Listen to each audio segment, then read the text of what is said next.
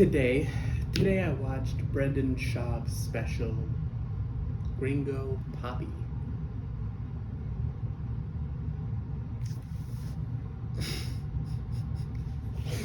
So if you don't know who Brendan Schaub is, lucky you. Brendan Schaub is a man of many talents, our modern day Michelangelo, a man of 1,000 abilities. He is a comedian. He is an MMA superstar. He is affable, kind, good-hearted, smart man. But he's a podcaster. He's one of the world's most famous podcasters, one of the most well-known podcasters, with 1,000 podcasts, varying quality, but 1,000 nonetheless. So, he released a new special, and truthfully, I watched it. It's 25 minutes, not really much of a watch, more of a glance, honestly. And from watching his first one, I didn't even watch the first one. I made it through. No, I didn't even make it through halfway. Truthfully, I think I watched like 10 minutes, 15 minutes tops.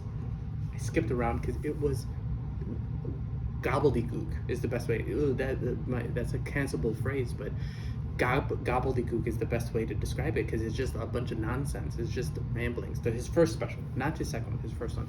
The second one, truthfully, not that bad. If I were to rate it, we'll get to that later. But honestly, not that bad, right? With a big old asterisk. So here's the asterisk. I'll revisit that later. But Brendan Schaub, the individual, let's talk about him for half a second. This man is a person who has lied on thousands of occasions, a million, trillion, quintillion, right?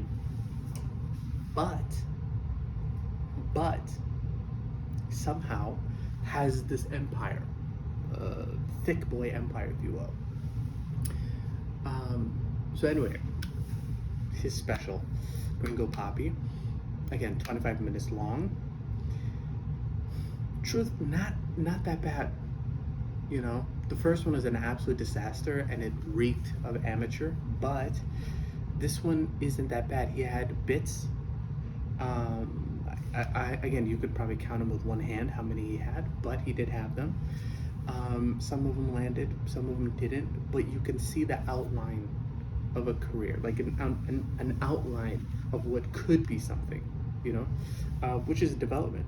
And I can't, truthfully, I mean, you'd like to hate on him, but he did develop, he did change, he did get better. I think the first 8 minutes, or the first 7 minutes or so, the first couple bits weren't bad. They were pretty good premises. He kind of lost me in the second half. He kind of started rambling, and you could tell that the bits weren't super tight. But honestly, it wasn't that bad. Considering that he is fairly new to this,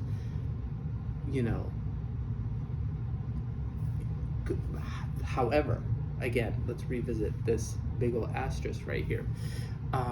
It's crazy that it took 4 years to make it.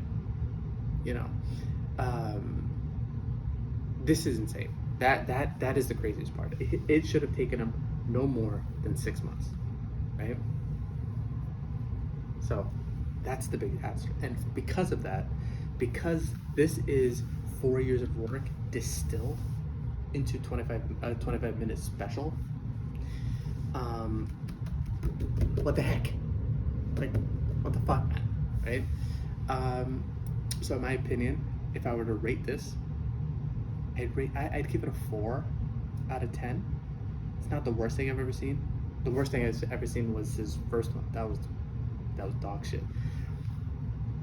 But not the worst thing, but also needs so much improvement. He needs to get better at storytelling. He needs to get better at condensing things, and he needs to pick better punchlines. Like, Lord have mercy, his whole bit about like the keto diet, whatever.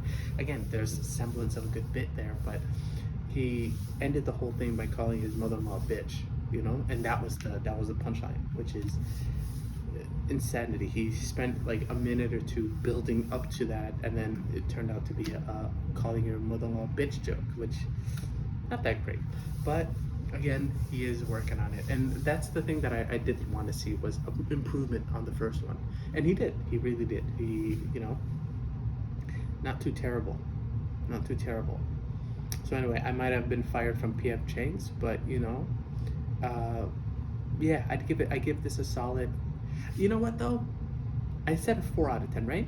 Because it took him 4 years, I'm gonna lop off a half a star, so half a point. So 3.5 out of 10. Not crazy.